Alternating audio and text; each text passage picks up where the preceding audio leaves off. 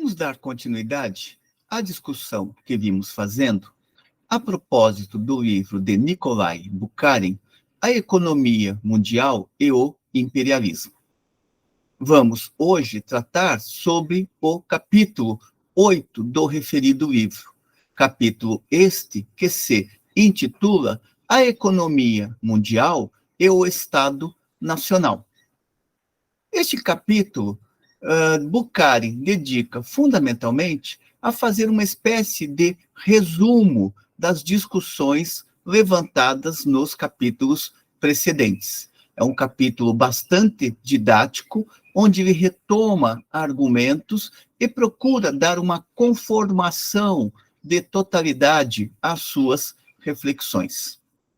Neste sentido, ele toma como ponto de partida neste capítulo a afirmação de que os atritos e conflitos que fatalmente surgem na sociedade moderna conduzem em seu desenvolvimento à guerra, único meio, segundo os círculos dirigentes, de dar solução ao problema. Esta leitura de que as contradições da sociedade capitalista conduziriam necessariamente à guerra, assim como efetivamente conduziram à guerra, acompanha os diversos capítulos precedentes, quando Bukharin analisa as tarifas alfandegárias, ou então a exportação de capitais, ou mesmo a expansão de mercadorias, e como que este processo de expansão do capital acirra a concorrência entre as burguesias nacionais, entre as diversas nações que querem disputar mercado no plano mundial. Prossegue Bukharin observando que estes atritos e conflitos devem-se às mudanças sobrevindas nas condições de reprodução do capital mundial. Lembremos a atenção que Bukharin dá ao desenvolvimento das forças produtivas, ao aumento da composição orgânica do capital e como o desenvolvimento das forças produtivas vai conduzir também a uma superprodução de mercadorias e mesmo a uma superacumulação de capital.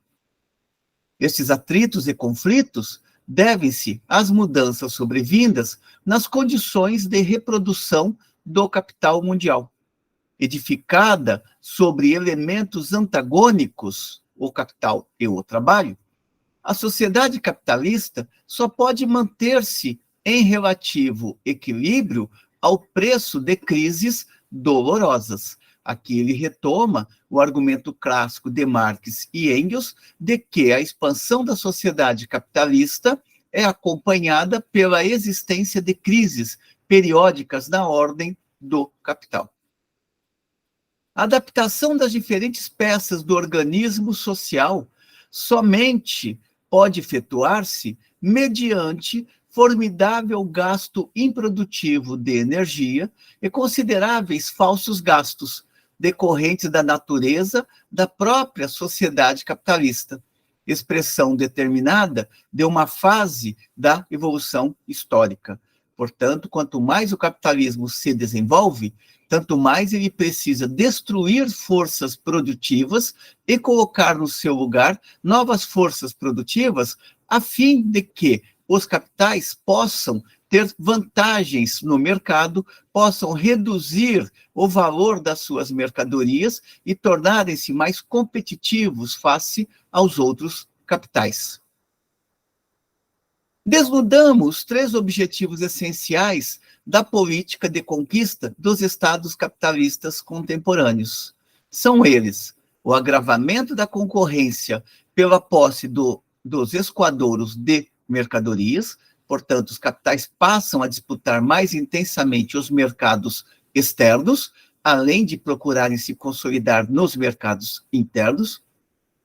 O agravamento da concorrência pela posse dos escoadouros de mercadorias, dos mercados de matérias-primas, uma vez que conseguir matérias-primas a baixo custo representa garantir taxas de lucros elevadas, e das esferas de investimento de capital. O capital sobretudo o capital na sua fase onde predominam os cartéis e os trustes, passarão a olhar com mais rigor as suas áreas de investimento, a fim, mais uma vez, de conseguirem lucros extraordinários ou, pelo menos, manterem suas taxas de lucro em patamares aceitáveis.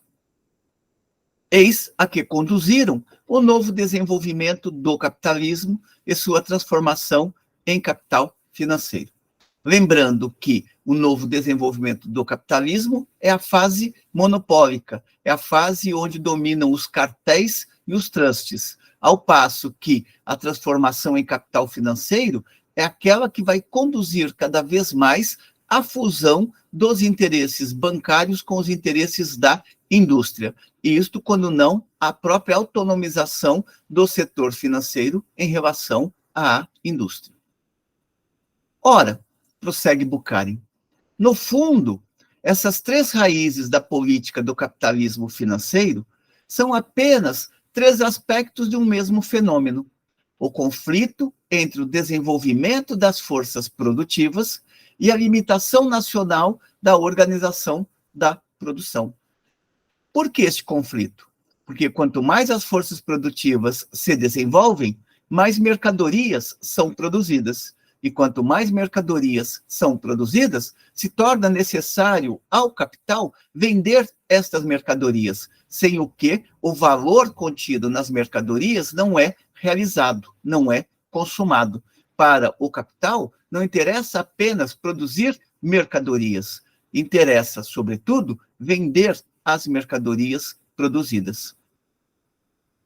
Na realidade, prossegue Bukharin, uma superprodução de produtos industriais é uma subprodução de produtos agrícolas. Lembremos que a agricultura, no tempo de Bukharin, ainda não havia atingido o patamar tecnológico que ela possui hoje no capitalismo contemporâneo. Bukharin vai tratar em capítulos anteriores, sobre como a agricultura, ela passa a ser cada vez mais demandada como uma necessidade para o capital, mas não apenas a agricultura nacional, também a agricultura internacional, que fornece matérias-primas para serem industrializadas.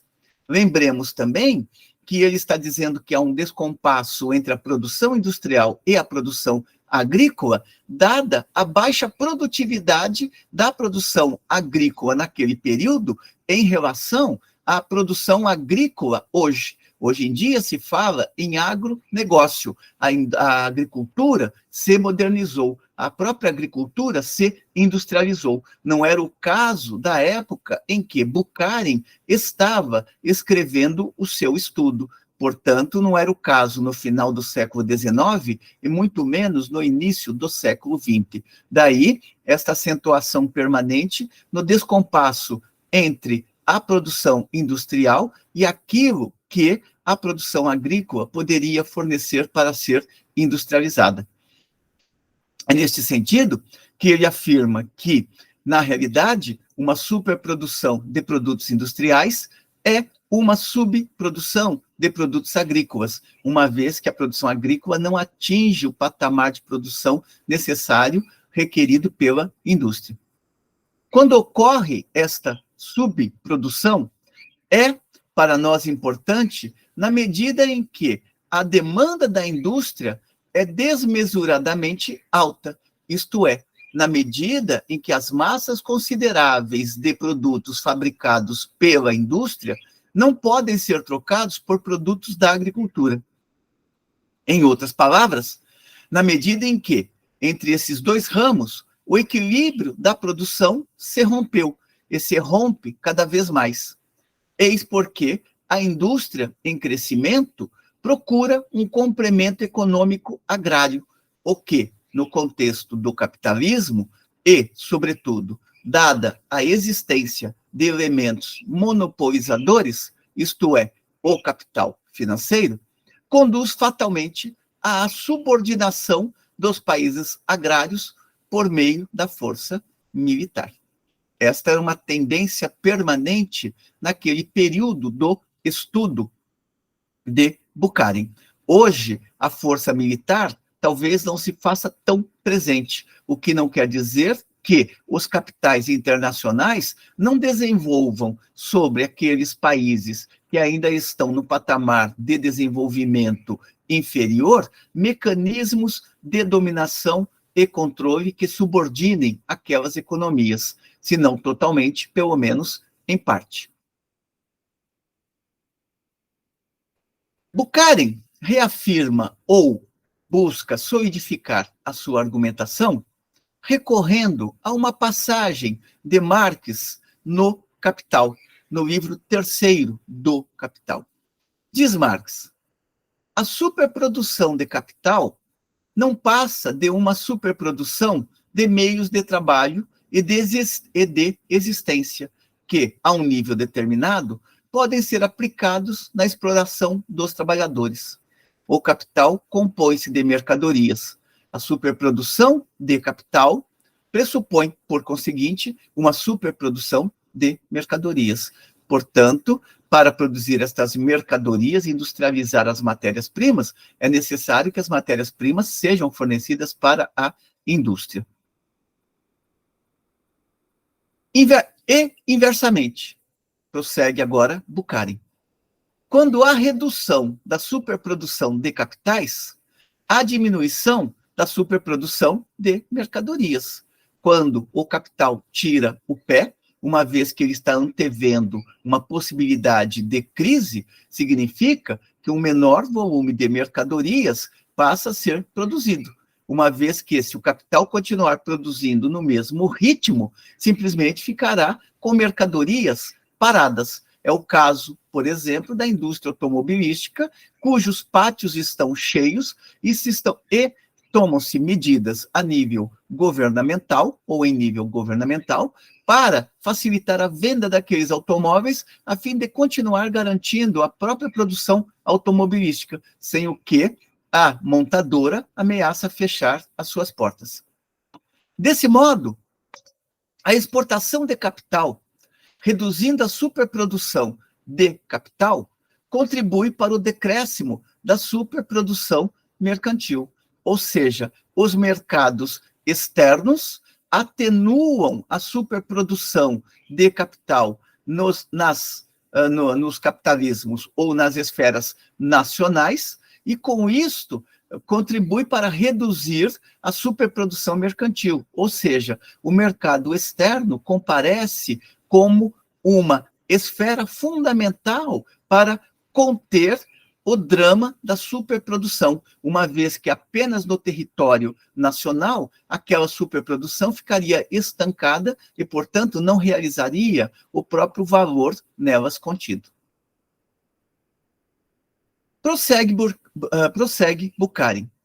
Constatemos, entre parênteses, que, se, por exemplo, exportam-se vigas de ferro para serem vendidas, trata-se aí de simples exportação mercantil. Se a empresa que produziu as vigas funda no exterior, portanto, em um outro país, um estabelecimento, exporta suas mercadorias para aparelhá-lo, ou seja, exporta o capital constante para que naquele outro país seja montado a indústria, trata-se, nesse momento, de exportação de capital. Portanto, a exportação de capital, ela não se dá apenas sob a forma de empréstimo monetário, ela pode se dar também sob a forma de maquinários, de meios para que a indústria se instale em um outro país e comece a abrir um novo mercado para consumo das mercadorias produzidas na matriz. Prossegue Bukharin com a seguinte argumentação. Ora, além de uma simples rarefação, na medida em que esta resulta da exportação de capital sob forma mercantil, há ainda, como consequência, uma relação entre a exportação de capital e a redução da superprodução mercantil. uma vez que aquelas mercadorias que não encontram vazão no país de origem podem encontrar o seu escoadouro naqueles países onde está sendo implantada uma espécie de filial daquela indústria da matriz. Neste sentido, a exploração dos países economicamente atrasados pelos países de um país europeu qualquer, pelos capitalistas de um país europeu qualquer, tem, nessas condições, dois tipos de consequência. Diretamente, a criação para o capital de novas esferas de investimento num país colonial e, ao mesmo tempo, um escoamento maior de mercadorias para a indústria do país dominante. Indiretamente, novas áreas de investimento de capital no interior do país dominante e ampliação do mercado para os produtos da totalidade dos ramos da indústria. Aqui ele está resgatando um argumento de Otto Bauer em um livro intitulado A Questão Nacional e a Social-Democracia. Feitas estas considerações, Bukharin prossegue aprofundando a sua espécie de resumo a respeito dos capítulos anteriores, uma síntese onde ele procura ser o mais didático possível para mostrar o desenvolvimento desta economia capitalista monopólica no seu conjunto. Assim, dentro deste princípio, se examina a questão em todas as suas facetas e, além disso, sob seu aspecto objetivo, isto é, do ponto de vista das condições de adaptação da sociedade moderna, observa Bukharin, constata-se crescente falta de harmonia entre a base da economia social do mundo e a estrutura de classe específica da sociedade, na qual a própria classe dirigente, portanto, a burguesia, se acha dividida em grupos nacionais, com interesses econômicos discordantes. Grupos que, embora se contraponham ao proletariado mundial, atuam, ao mesmo tempo, entre si, como concorrentes no processo de partilha da mais-valia produzida na totalidade do mundo. Aqui lembremos sempre de Marx, que desenvolve a seguinte argumentação. Nos momentos em que o capital se sente confrontado ao trabalho, mesmo com suas diferenças internas, o capital se organiza para derrotar o trabalho. Esta é uma leitura clássica que se encontra sintetizada, por exemplo, na abertura do Manifesto Comunista de Marx e Engels, quando eles dizem: um fantasma percorre a Europa, um espectro percorre a Europa, o espectro do comunismo, e contra ele se unem todas as potências conservadoras da Europa, para derrotar aquele inimigo comum que é o proletariado. Aqui Bukharin está resgatando esta reflexão. Muito embora os capitais estejam se degradando no plano nacional e no plano internacional, isto não significa que eles não se unam, quando necessário, para derrotar um inimigo comum, portanto, a classe trabalhadora. Prossegue ele, observando que a divisão internacional do trabalho faz dos modos nacionais de produção privada parte integrante do vasto processo universal de trabalho, que abarca a quase totalidade da humanidade. Portanto, onde se estende o capital, se estende também a classe trabalhadora. Lembremos aqui o estudo de Beverly Silver, Forças do Trabalho, publicado pela editora Boitempo, que opera muito com esta ideia de onde o capital vai, a força de trabalho vai atrás, portanto, os conflitos da ordem capitalista se ampliam. Fica aqui a recomendação deste belo livro de Beverly Silver, Forças do Trabalho. A assimilação, prossegue Bukharin, a assimilação reveste o caráter de uma assimilação nacional, em que atuam como agente as poderosas uniões nacionais da burguesia financeira capitalista. No quadro estreito das fronteiras nacionais, opera-se o desenvolvimento das forças produtivas que já debordaram este limite. Em tais condições, o conflito explode inexoravelmente. Ele se decide em base capitalista por meio do alargamento violento das fronteiras nacionais, cuja consequência é a provocação de novos e cada vez maiores conflitos. Portanto, aqui Bucari está reafirmando um argumento também dos capítulos anteriores, muito embora determinados teóricos tenham assinalado que o capitalismo monopólico caminhava para o desenvolvimento de sociedades pacíficas ou desenvolvimento cada vez mais pacífico entre os capitais, a tendência que se verifica cada vez mais é de acirramento dos interesses e, portanto, de construção de bases para novos conflitos entre os próprios capitais. Daí que as guerras não eram vistas nem por Bucari nem por Lenin como guerras de interesse nacional, e sim guerras imperialistas, ou, como dizia Lenin, há guerras e guerras. A guerra do proletariado contra a burguesia é uma guerra em prol da humanidade. A guerra mundial, feita pelos capitalistas, é uma guerra para ampliar o próprio poder do capital sobre o proletariado. Os diferentes grupos nacionalmente organizados da burguesia, prossegue Bucari, com seus interesses contraditórios, constituem o agente social de propagação deste antagonismo, dessas lutas que se acirram cada vez mais. O desenvolvimento do capitalismo mundial traz como resultado, de um lado, a internacionalização da vida econômica e o nivelamento econômico. Nivelamento no sentido de que as relações burguesas se espraiam pelo mundo, de tal modo que não se encontra mais uma nação que não seja burguesa.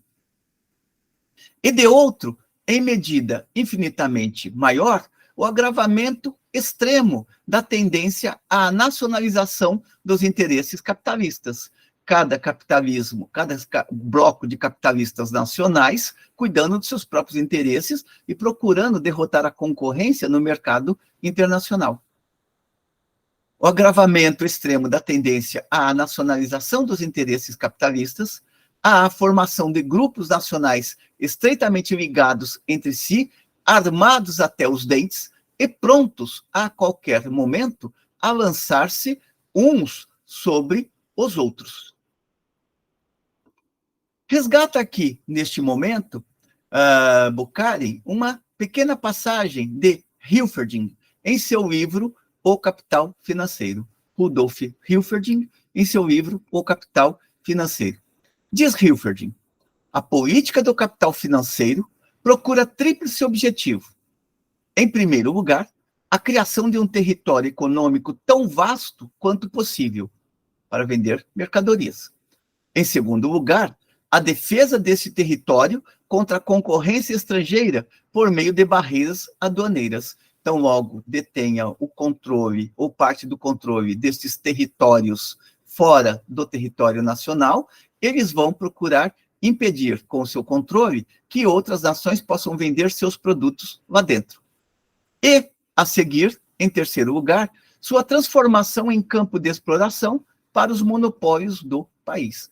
Portanto, o polo hegemônico trata os territórios que estão externos àquele polo hegemônico como uma espécie de feudos seus, ou como dizia a política norte-americana nos anos 60, a América Latina é território dos Estados Unidos. Essa é uma expressão bem clara do caráter do capital monopólico. Para Bucari, a expansão do território econômico entrega aos cartéis nacionais regiões agrárias e, por conseguinte, mercados de matérias-primas e aumenta os mercados e a esfera de investimento do capital.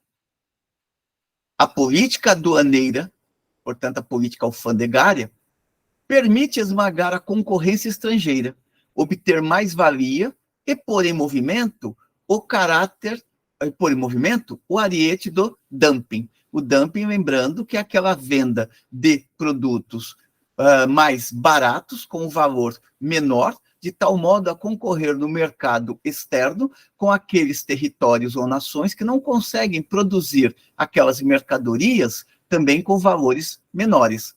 Portanto, é o que se chama hoje de concorrência desleal.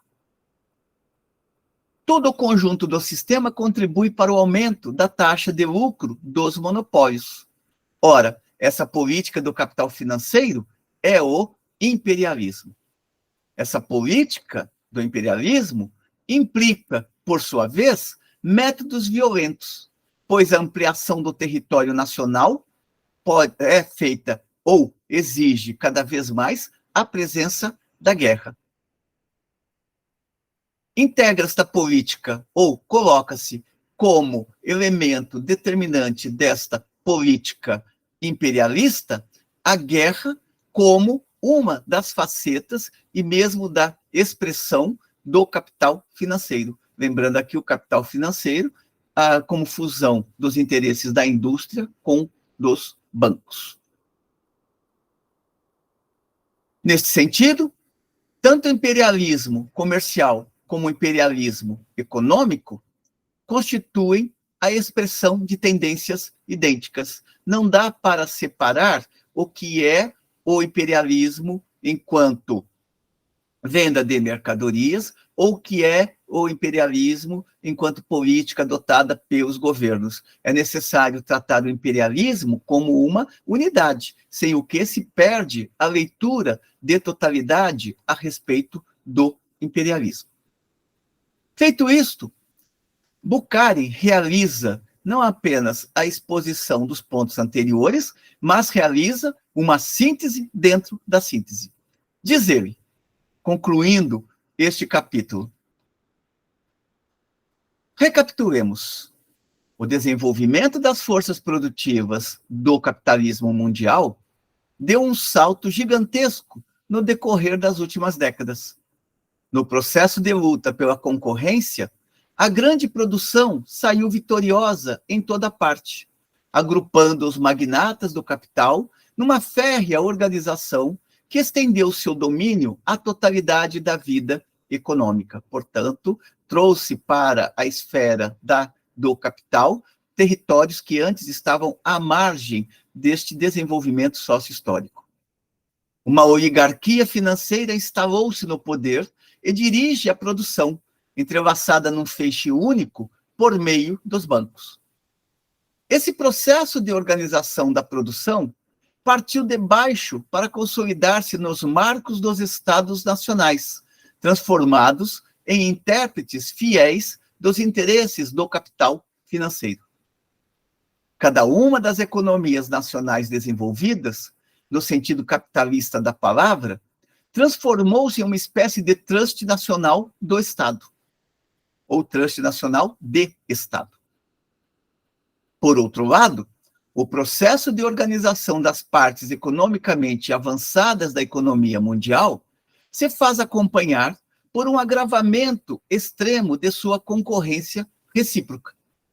A superprodução de mercadorias, inerente ao desenvolvimento das grandes empresas, em razão do próprio desenvolvimento das forças produtivas e do aumento da composição orgânica do capital, a política de exportação dos cartéis e o estreitamento dos mercados, em consequência da política colonial e aduaneira das potências capitalistas, a crescente desproporção entre a indústria, com seu extraordinário desenvolvimento, e a agricultura retardatária, enfim, o alcance imenso da exportação de capital e a dependência econômica de países inteiros para com consórcios bancários nacionais levam o antagonismo entre os interesses dos grupos nacionais do capital ao paroxismo, ao limite. Esses grupos vão buscar seu último argumento na força e na potência da organização do Estado, e, em primeiro plano, em sua frota e em seus exércitos. Um poderoso Estado militar é, na luta entre as potências, o trunfo derradeiro. Assim, a capacidade de combate no mercado mundial depende da força e da coesão da nação, de seus recursos financeiros e militares. Uma unidade econômica e nacional que não baste a si mesma e que estenda infinitamente sua força imensa até governar o mundo no Império Universal, tal é o ideal sonhado pelo capital financeiro. E com isto, Bukharin fecha esta segunda parte do seu estudo, a economia mundial e o imperialismo. Capítulo este que tem por título geral a economia mundial e o Estado Nacional. É importante observar, antes de encerrar, a passagem final de Bukharin. Ela é curiosa para demonstrar que, para a burguesia, a democracia não é um valor universal. Muito embora muito se fale hoje de Estado democrático de direito, ou então se fale muito de democracia em abstrato, no frigir dos ovos, o conjunto do capital não recusa a guerra caso tenha de defender os seus interesses nacionais e internacionais, ou caso tenham de lutar, por exemplo, contra uma sublevação do proletariado em seu conjunto. Portanto, a democracia é um valor importante, seguramente, mas ela não pode ser tratada abstratamente como um valor universal, uma vez que a própria burguesia, o próprio conjunto do capital, cotidianamente desmistifica isso, esta argumentação, ao invadir territórios, ao promover em territórios extra-fronteiras a sua dominação pela força, como é o caso que se tem visto nos últimos 20 anos da disputa pelo petróleo mais barato, promovido por nações hegemônicas sobre nações extremamente atrasadas economicamente. É isso por hoje. Com isto, fechamos a segunda parte de discussões do texto do Bukharin. Espero que tenham gostado das considerações aqui feitas. Encaminhem suas sugestões. Caso tenham gostado do vídeo, divulguem, assinem o nosso canal e continuaremos aqui, de nossa parte, resgatando estes importantes textos para a compreensão do mundo moderno. Até uma próxima.